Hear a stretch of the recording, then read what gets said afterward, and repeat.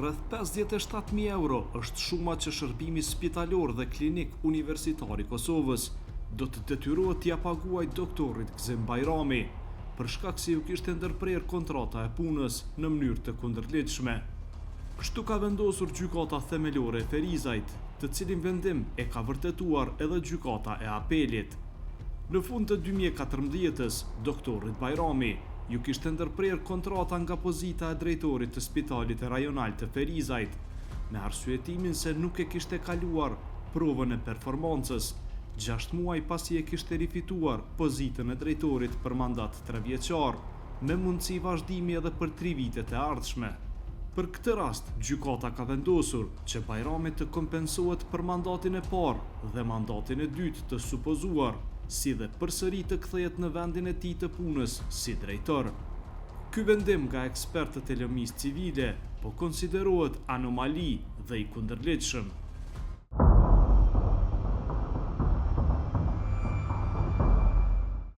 Gzim Bajrami ishte drejtori i spitalit rajonal të Ferizajt që prej qershorit të vitit 2011 deri në nëntorin e vitit 2014. Pas kësaj ishte hapur konkurs për këtë pozitë, të cilën e kishte fituar prap Gzim Bajrami. Ai kishte lidhur kontratë me 8 dhjetor 2014 deri me 25 nëntor 2017 me mundësi të vazhdimit edhe për 1 mandat. Në kontratën e lidhur mes Bajramit dhe SHSKUK-s, parashihej që pas 6 muaj të bëj vlerësimi i performancës së drejtorit, dhe pasi ishte bërë vlerësimi, Bajrami nuk e kishte kaluar provën e performancës. Pas intervistimit të drejt për drejt me ju dhe pas vlerësimit të kujdesshëm të rezultatit, del që performanca e juaj si drejtori i spitalit të përgjithshëm të Ferizajt është i pakaluar apo nën 50% e përmbushjes së detyrave tuaja menaxheriale. Nga ky fakt me keqardhje ju njoftojmë se kontrata e juaj si drejtor i spitalit të përgjithshëm i Ferizajt duhet të ndërpritet, thuaj në informimin që i ishte bërë doktorit Bajrami. Pas kësaj, Bajramit i ishte ofruar mundësia që të vazhdoj punën në këtë institucion si profesionist shëndetësor. Për këtë vendim, ai me 6 korrik 2015 ishte ankuar në Komisionin e Shqyrtimit të Ankesave në SHSKUK. Këta të fundit e kishin refuzuar ankesën si të pabazuar, ku kishin vërtetuar vendimin e drejtorit të SHSKUK-s, që në atë kohë ishte Cur Gjocaj. Bajrami me 5 gusht 2015 ju kishte drejtuar Inspektoratit të Punës. Edhe Inspektorati i Punës nuk ka gjetur shkelje ligjore për ndërprerje të kontratës. Pas kësaj, Bajrami ishte drejtuar edhe shkallës së dytë të trupës ekzekutive të Inspektoratit të Punës. Me 19 nëntor 2015, kjo trup kishte vërtetuar vendimin e shkallës së parë, se në rastin konkret nuk kishte shkelje ligjore. Me 9 shkurt 2016, Bajrami kishte vendosur ta padisë SHSKUK-n. Padia ishte ushtruar 7 muaj e 10 ditë nga vendimi për t'ia shkputur kontratën. Në padinë e parashtruar në divizionin civil të gjykatës themelore të Ferizajt, tashmë paditësi Bajrami po kërkonte që të kthehej në punë, duke ia njohur të gjitha të drejtat që dalin nga marrëdhënia e punës, kompenzimin e 2 fish të pagave dhe përfitimet e tjera të humbura gjatë kohës së largimit, sipas tij të palegjshëm nga puna. Gjykata themelore në Ferizaj e kishte aprovuar në tërësi kërkesapadinë e paditësit Gzim Bajrami, ku kishte kërkuar kthimin e tij në vendin e punës, si dhe kompensimin e shumës së kërkuar. Ky rast ishte kthyer në rigjykim. Pas kthimit në rigjykim, gjykata themelore në Ferizaj sërish e ka aprovuar kërkesapadinë e paditësit Gzim Bajrami. Përmes aktgjykimit të siguruar nga betimi për drejtësi, i cili është nxjerrë nga gjyqtari Habib Zeqiri, kjo gjykatë i ka anuluar vendimet e SHSKUK-s, përmes të cilave paditësit Gzim Bajrami i ishte ndërprer marrëdhënia e punës si drejtor i spitalit rajonal të Ferizajt. Përmes këtij aktgjykimi, gjykata kishte kërkuar që Bajrami të kthehej në punë si drejtor i këtij spitali, derisa kishte obliguar SHSKUK-n që Bajramit t'ia kompenzoj pagat për periudhën kohore prej 1 korriku 2015 deri me 29 shkurt 2020.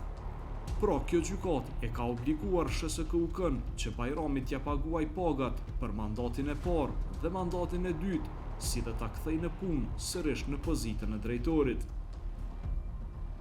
Praktikisht i bie se sipas vendimit të gjykatës, Bajrami do të kthehet në punë për mandatin e tretë të drejtorit, ndonse ai kishte të drejtë të rizgjedhjes vetëm një herë, që i bie se kishte të drejtë vetëm në 2 mandate. Sa i përket kompensimit, gjykata themelore në Ferizaj ka përcaktuar se detyrohet e paditura që si pasojë e ndërprerjes së marrëdhënies së punës për periudhën kohore 1 korrik 2015 deri me 29 shkurt 2020 në emër të pagesës së pagave mujore, t'i paguaj paditësit shumën prej 49.294 euro në emër të pagesës për kontribute pensionale, shumën prej 2.841 euro në emër të pagesës të tatimit në të ardhura personale, të punësuarit shumën prej 4.202 euro dhe në emër të ndalesave për sindikat shumën prej 497 euro. Të gjitha këto në afat prej 7 ditëve nga dita e pranimit të këtij aktgjykimi, në të kundërtën ky aktgjykim përbën bazë për procedurë përmbarimore. Ky vendim për doktorin Gzim Bajrami është i drejtë. Sipas tij, bazuar në këtë vendim, nuk i bie që ai do të kthehet në punë në mandatin e tretë dhe as që të paguhet 2 herë për të njëjtën punë, teksa thekson se ai ishte larguar nga puna për shkak të vendimit politik dhe se asesi nuk kishte të bënte me vendimin për performancën e tij të punës. Po në bazë vlerësimit të drejtorit, se nuk kam kaluar 50% të performancës. Por shkaktar kryesor ka qenë ndërtimi i spitalit të ri. Po në realitet unë në momentin kur morën nënshkrimin nga Ministri i Shëndetësisë dhe Bordi i SHSKUK-s për fillimin e tenderimit të spitalit, në ditën e parë kur kam dhënë lejen për fillimin e procedurës së tenderimit, të nesërmen unë jam thirrur në performancë. Që i bjen, qëllimi ishte që mos të fillohet me procedurat të tenderimit për ndërtim të spitalit të ri. Pas meje, 20 ditë prapa meje, mënyrë të njëjtë është, jo vetëm mënyrë të njëjtë, po është kërkuar edhe shefi prokurimit. Dhe tenderi i spitalit është anuluar.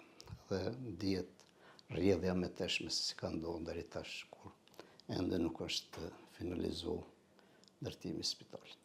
E kjo është arsyeja vetme, jo performanca. Meqense unë në performancë kam qenë i shkëlqyshëm, kështu që edhe vlerësimet i kam pas shkëlqyshme, kështu që kur ka kërkuar gjykata për kompletim të dokumentacionit për performancën time, unë kam tërheq performancën nga Ministria e Shëndetësisë, ndërsa vlerësimin performancës time ka qenë i shkëlqyshëm.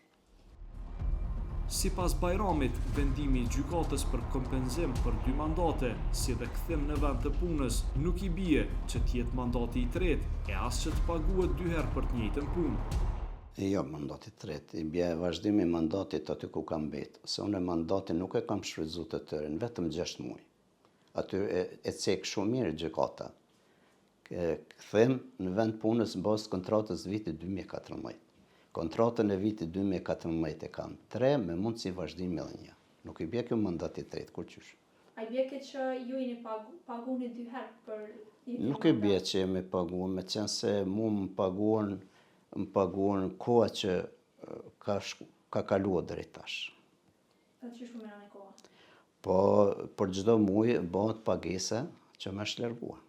Po ju pagoni ta zonë 2 mandate për gjykatës, edhe kthimi vendin e punës për këto mandate? Po pse kthejmë vendin e punës, unë në shtrejt funksion. Prapë. Pa pagoni 2 herë? Nuk është 2 herë.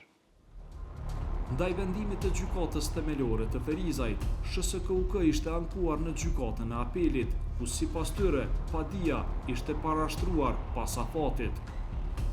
Po ashtu sipas tyre aktgjykimi i shkallës së tretë ishte përfshirë edhe në vërtetim të gabuar ose jo të plotë të gjendjes faktike dhe zbatimit të gabuar të së drejtës materiale.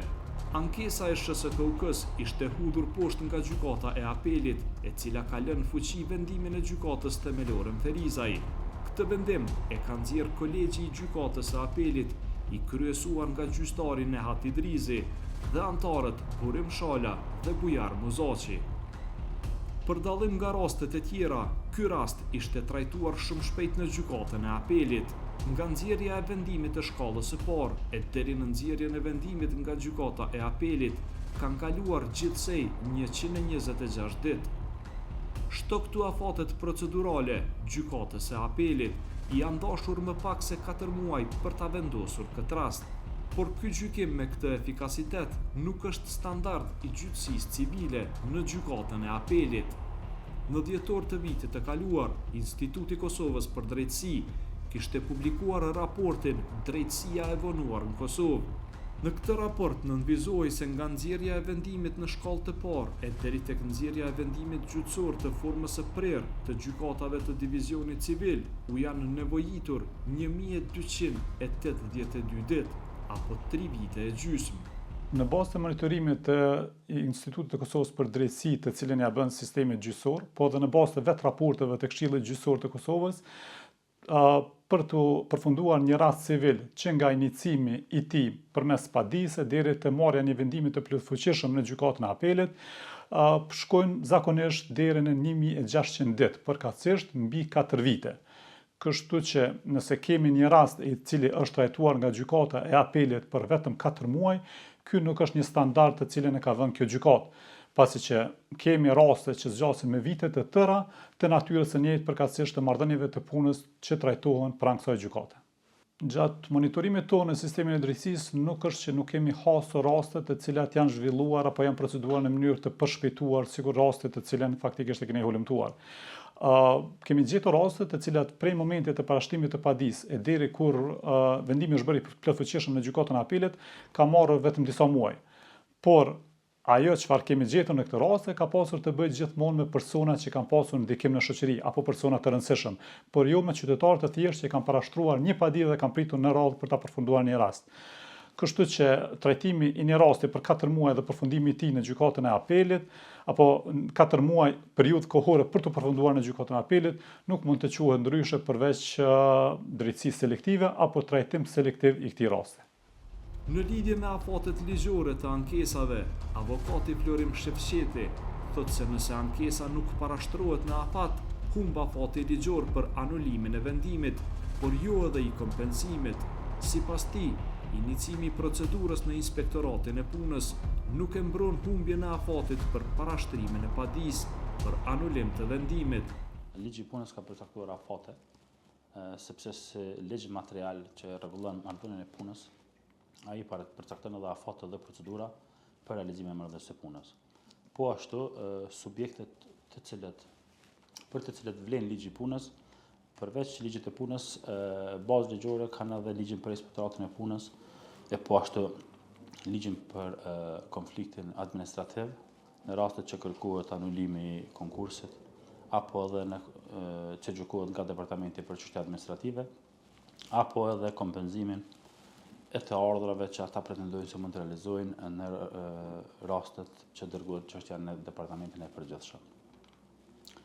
Kjo është si procedurë, varësisht prej pozicionit apo prej kërkesës së palës, duhet që të i drejtohet edhe Departamentit përkatës apo gjykatës përkatëse. Sipas ligjit, punëtori ka të dy të drejta, por çka vlen të theksohet kur kemi të bëjmë me anulimin e vendimeve. Si të kundërligjshme, aty ka afate. Dhe ligji ka përcaktuar në parem edhe ligji për konfliktet administrative afatën 30 ditë për paraqitjen e padisë. Një emet në praktik, posaçërisht në rastet kur qytetarët nuk kanë udhëzimet e nevojshme juridike, është për faktin se i drejtohen Inspektoratit të Punës dhe presin derisa të vendosë Inspektorati i Punës dhe në këtë formë e humbin afatën 30 ditor për paraqitjen e padisë pranë gjykatës themelore. Humb afatin ligjor për anulimin e vendimit, ndërsa nuk humb për kompenzimin e të ardhrave nga marrëdhënia e punës, duke qenë se afati për kompenzim këtyre të ardhrave është 3 vite. Por për anulimin e vendimit, si të kundërligjshëm nëse kërkohet, humb afati dhe jo rrallë raste, ka ndodhur që afatet e tilla nga ana e gjykatave janë konsideruar si të lëshuara dhe paditja janë konsideruar si të pasafaqshme, njëjtë edhe në rastet e shërbësve civil, kur Këshilli i Pavarur Mbikëqyrës nuk vendos brenda afateve, por në ato raste është procedura obligative që duhet të ndiqet përmes Këshillit Pavarur Mbikëqyrës si shkallë 2, si organ i fundit. Gjë e cila nuk është në raport me Inspektoratin e Punës. Është një mjet e sistemit, kisha më thënë, por që ka krijuar jashtëzakonisht pasoja të mëdha tek qytetarët. Shtuar kësaj faktin edhe që shumë qytetarë kanë menduar që në rastin që i drejtosh Inspektoratit të Punës ruhet afati, e që në fakt kjo nuk qëndron.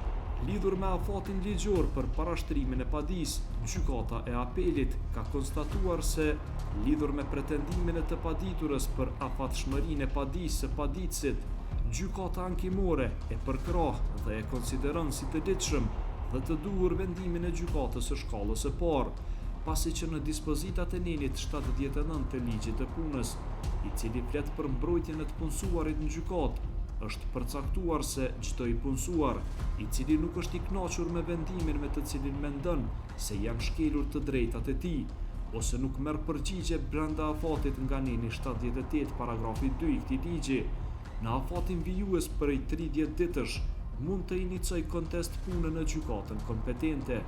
Kështu që sipas vendimit nga trupi ekzekutiv i Inspektoratit të Punës në Ministrinë e Punës dhe Mirëqenies Sociale e ka pranuar me 13 janar 2016, ndërsa padin e ka paraqitur me 9 shkurt 2016, pra është respektuar afati prej 30 ditësh dhe padia ka qenë ligjërisht e afatshme dhe në përputhje të plot me dispozitat ligjore.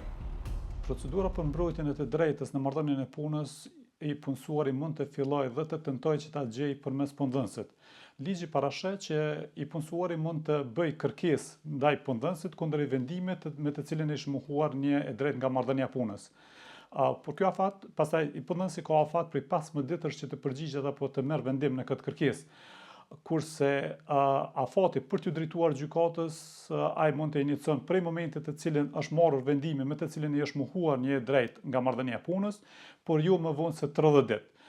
Derisa për kërkesë patëm një mundësi për ta ushtruar brenda 15 ditëve, që nuk është obligative për punëtorin, pasi që i punëtori mund të inicojë më një herë padi në gjykatë prej momenti kur është marrë vendime me të cilën janë shkelur të drejtat, por asnjëherë më gjatë se sa 30 ditë. Kemi afatin 30 ditor për parashtrimin e padisë në gjykatë.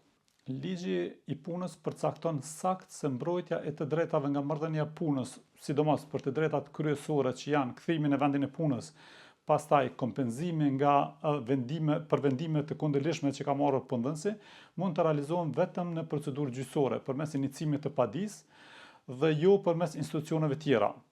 I punësuari mundet në çdo kohë të inicojë procedurë edhe në inspektorat, por procedura në inspektorat asnjëherë nuk mund ta zavancojë procedurën gjyqësore, duke pasur parasysh që inspektorati nuk ka kompetenca të realizojë të drejtat kryesore të punëtorit, që janë kthimi në marrëdhënien e punës, pastaj edhe kompenzimi për këto vendime të kundërlidhshme që mund të merren nga ana e punëdhënësit. Detyra e inspektoratit dhe përgjegjësia e inspektoratit është vetëm në drejtimin e konstatimit të shkeljeve të ligjit të punës dhe për këto shkelje mund të shqiptojë gjoba ndaj punëdhënësit, por në asnjë mënyrë që të bëhet një zavancim i procedurës gjyqësore dhe të i punësuarit të realizojë të drejtat kryesore që janë kthimi në marrëdhënien e punës, kthimi në vendin e punës apo eventualisht edhe kompenzimi për ndërprerje të kundërlidhshme të marrëdhënies së punës. Në çdo vendim për ndërprerje të marrëdhënies së punës, i punësuari në bazë të nenit 79 të ligjit të punës ka të drejtë që të inicojë procedurë gjyqësore përmes padisë në gjykatën kompetente. Afati për inicimin e kësaj procedure gjyqësore është 30 ditë dhe ky afat është prekluziv. Në asnjë rast nuk mund të zgjatet ky afat, por përfundon me përfundimin e ditës së 30 nga momenti kur është marrur vendimi për ndërprerjen e marrëdhënies së punës. Kështu që mund të konstatojmë nga kjo dispozitë ligjore se çdo lëshim i këtij afati humb edhe të drejta e kërkesës apo e drejta subjektive e punëtorit për të realizuar këtë të drejtë në procedurë gjyqësore. Nuk mundet asesi që të zavencohet, si e thamë edhe më herët, procedura gjyqësore me procedurën administrative të inspektorati i punës, për arsye se inspektorati i punës bën vetëm konstatim të shkeljeve dhe për të njëjtat ka përgjegjësi të shqiptojë gjobë ndaj të punësuarit. Por nëse pritet që të shteret mjetet pranë inspektoratit të punës dhe lëshohet afati prej 30 ditësh për të parashtruar padinë në gjykatë, punëtori në çdo rast humb të drejtën për t'ju drejtuar gjykatës.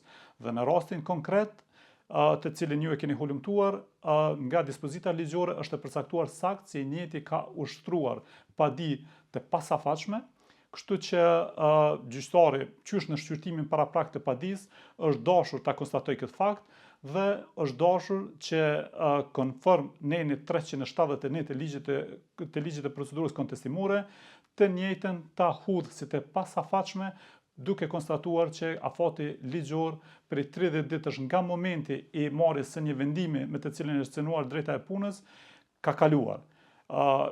Marrja një ligje përcakton saktë dhe vendimi i cili atakohet është ai vendim me të cilin është mohuar e drejta nga marrëdhënia e punës. Dhe drejta nga marrëdhënia e punës mund të mohohet vetëm nga punëdhënësi. Nuk mund të merret interpretim që e drejta e punës tani është mohuar nga shkolla e dytë e inspektoratit të punës përkatësisht trupa ekzekutive, siç është në rastin e juaj që keni hulumtuar. Domethënë, këtu kemi pasur të bëjmë saktësisht me tejkalim të afatit për parashtrimin e padisë. Në SHSKUK thonë se këto pretendime i kanë ngritur si në gjykatën themelore në Ferizaj, ashtu edhe në gjykatën e apelit, por se ato nuk janë marrur parasysh. Me anë të ankesës i kemi bërë të qartë gjykatës së apelit se gjykata themelore nuk ka konstatuar drejt gjendjen faktike, sa i përket afatshmërisë, pasi që e njëjta ka marrur për bazë afatin e vendimit të trupës ekzekutive pranë Ministrisë së Punës dhe Mirëqenies Sociale, i protokolluar me 19 nëntor 2015, i cili vendim nuk është bazë e kontestit në padinë e ngritur nga paditësi. Atëherë si është e mundur që vendimet e Inspektoratit Punës të merren parasysh vetëm për nxënje të afatit dhe të mos anulohen si të kundërligjshme nga gjykata. Nga ky fakt i cili fare nuk është marrë për bazë, është zbatuar gabimisht e drejta materiale që në këtë rast është ligji i punës, konkretisht neni 79, i cili thekson çdo i punësuar, i cili nuk është i kënaqur me vendimin me të cilin mendon se janë shkelur të drejtat e tij ose nuk merr përgjigje, brenda afatit nga neni 78 paragrafi 2 i këtij ligji, në afatin vijues prej 30 ditësh mund të iniciojë kontest pune në gjykatën kompetente. Nga sa u tha më lartë, padia e ushtruar kundër vendimit të 30 qershorit 2015 është ngritur afërsisht 7 muaj me vonesë, domethënë është ngritur me 9 shkurt 2016, thuhet në përgjigjen e koordinatorit për çështje juridike të SHSKUK-s, Dibran Zogaj. Aspekt tjetër që konsiderohet anomali në këtë akt gjykim është fakti se gjykata i ka dhënë të drejtë paditësit Bajrami në një mandat që supozohej se mund ta fitonte, por që nuk e ka fituar. Madje këtë mandat gjykata e ka konsideruar si të absorbuar dhe e ka obliguar SHSKUK-n që për pos periudhën e mandatit të parë, Bajramit t'i kompenzohen të gjitha pagat edhe për këtë mandat të supozuar.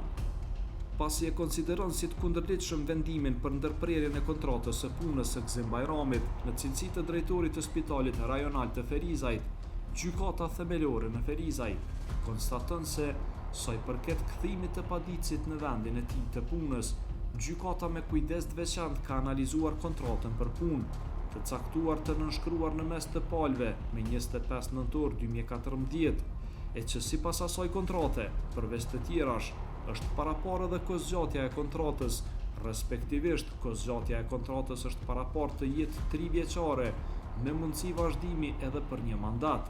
Nga ky formulim, ishte e qartë se mundësia për vazhdimin edhe për një mandat prima facie nuk ishte obligative mes palëve, që kjo edhe të ndodh, megjithatë e paditura me vendimin e saj të datës 30 qershor 2015, e që për gjykatën si nga arsyet e lartcekura është konsideruar si vendim i kundërligjshëm, ja ka pamundsuar paditësit që i njëjti me punën e tij eventuale gjatë mandatit të rregullt, të bëjë të besueshëm dhe ta bindë të paditurën për një vlerësim pozitiv, ashtu që paditësi ta shfrytëzojë mundësinë e ushtrimit edhe të mandatit tjetër në vazhdim. Sipas avokatit Shefqeti, Për të fituar mandati i dytë, duhet konsumohen njësër procedurash, të cilat nuk mund të anashkalohen me një vendim gjyqësor. Normalisht në parim nuk mund të kompenzohet për mandatin e dytë, duke qenë se ne vlerësojmë që në rastet e tilla sipas legjislacionit në fuqi, duhet që të bëhet vlerësimi i performancës për mandatin e parë, aplikimi për mandatin e dytë nëse do të ketë konkurs, apo vlerësimi nga ana e punëdhënësit për mundësinë e vazhdimit të kontratës, dhe gjykata nuk mundet me vendim të konsumoj tërë këtë procedurë e cila faktikisht këto veprime që s'kan ndodhur. Ne kemi raste nga praktika kur gjykata nuk ka njohur të drejtën e personit për mandatin e dytë dhe në arsyetimin e tyre ka thënë që ne s'mujmë me paragjyku performimin e tij gjatë mandatit të parë dhe kushtimisht vazhdimin që është kushtimisht një lloj rizgjellje edhe për një mandat të dytë. Kompensimin edhe për mandatin e dytë dhe kthimin në vendin e punës, avokati Shevqeti e quan jashtëligjore. Kjo nuk është ligjore, kjo është fakt kundërligjore. Ne thamë edhe për mandatin e dytë që ka jashtëzakonisht shumë dilema, madje edhe në praktikë nuk kemi hasur ndonjë rast që ka ndodhur, përkundrazi kemi hasur raste të kundërta. Duke qenë se gjykata nuk e prezumon detyrimisht nevojën e vazhdimit të kontratës, e aq më tepër gjykata nuk themelon marrëdhënie pune, as nuk vazhdon marrëdhënie pune, aq më tepër për te afatit ligjor të caktuar, në rastin konkret siç ju thatë 2 mandate. S'mund gjykata me kriju mandatin e tretë që përdor të jetë kundër ligjit, sipas pyetjes që ju e përsh. Zhvillimi i një procesi civil mbi një padi të pasafatshme e bën të kundërlidhshme edhe vetë kompenzimin dhe kthimin e marrëdhënie punës të punëtorit në këtë rast. Por nëse marrin të ndarë kthimin kompenzimin edhe për mandatin e dytë, kjo e bën edhe më të çuditshme këtë proces, duke pasur parasysh se gjithmonë mandati i dytë shkon me një bazë të një parimi konkurrues, me një konkurs të hapur dhe jo në mënyrë automatike të numërohet dhe të kompenzohet edhe mandati i dytë për të cilin i punëtori në këtë rast nuk e ka fituar. Doktori Bajrami thotë se nuk është rasti i vetëm ku gjykata ka vendosur kështu dhe sipas tij gjykata e ka bërë shumë të qartë vendimin e saj. Kjo nuk është rasti vetëm që jam, ka raste qindra raste në për Kosovë dhe ky është një vendim, është një aktgjykim i gjykatës që e ka vlerësuar drejt. Këta nuk e kanë vlerësuar, nuk është tira parë. Është vlerësimi i katërt i gjykatës, domethënë. Që edhe shkolla parë, po edhe shkolla dytë e bën të qartë kthimin në vend punës dhe të bëhet pagesa për muajt të cilët kanë kaluar. Në lidhje me të gjithë këto problematika të ngritura, gjykatësi i gjykatës themelore në Ferizaj, që kishte marrë këtë vendim, Habib Zeqiri, ka refuzuar që të intervistohet me arsyetimin se të gjitha përgjigjet mund të gjenden në aktgjykim. Ndërsa gjykatësit e gjykatës së apelit, që e kanë vërtetuar aktgjykimin e shkallës së parë, nuk janë përgjigjur në kërkesën e redaksisë së betimit për drejtësi. Ndaj aktgjykimit të gjykatës së apelit, SHSKUK ka parashtruar revizion në gjykatën supreme. Sa i përket kësaj si palë paditur, i kemi bërë të qartë gjykatës supreme përmes mjetit të jashtëzakonshëm se gjykata themelore dhe ajo e apelit kanë tejkaluar vëllimin e kërkesës së paraqitur me padi me rastin e nxjerrjes së aktgjykimeve përkatëse të themelores, por edhe asaj të apelit, se janë të pakuptimta dispozitat e aktgjykimeve të nxjerra nga 2 gjykatat, sepse gjykatat kanë vendosur mbi atë se çka është kërkuar me anë të padisë dhe kërkesë padisë e padicit. Të pakënaqur me vendimet e të dyja gjykatave, kemi ushtruar revizion në gjykatën supreme, si dhe kërkesë për mbrojtje të ligjshmërisë dhe jemi në pritje të përgjigjes, thuhet në përgjigjen e koordinatorit për çështje juridike të SHSKUK-s, Tibran Zogaj. Gzim Bajrami thotë se vendimi i gjykatës së apelit nuk është duke u zbatuar dhe për këtë beson që gjykata do të marrë një vendim. SHSKUK-ja nuk është të zbatuar vendimin e plotfuqishëm, është të bën shkelje ligjore. Për këtë besoj që gjykata do ta merrë edhe një vendim për këtë shkelje që janë të bë, se përndryshe vendimi është ekzekutiv, ndërsa ato nuk janë të respektuar. por kjo është shkelje ligjore drejt për drejt e SHSK-s. Po tash do të vendos gjykata. Unë besoj që unë jam pajtu me vendimin e saj dhe aja besoj që do t'i udhëheq procedurat e më të tjeshme. Gjatë kohës kur Gjykata Supreme pritet vendos për këtë rast, Gjykata Themelore në Ferizaj ka vendosur në favor të Bajramit, i cili ka hapur procedurë për barimore. Akt vendimin nga Gjykata Themelore e Ferizajt nga SHSK-UK thonë se e kanë pranuar me 25 shkurt të këtij viti. Për këtë, SHSK-UK kanë parashtruar ankesë në Gjykatën e Apelit dhe thonë se janë në pritje të vendimit. Se cili do t'jetë epilogu i kësaj vendimarrje nga gjyqësori, mbetet të shihet në vendimin përfundimtar që do të vendoset nga Gjykata Supreme.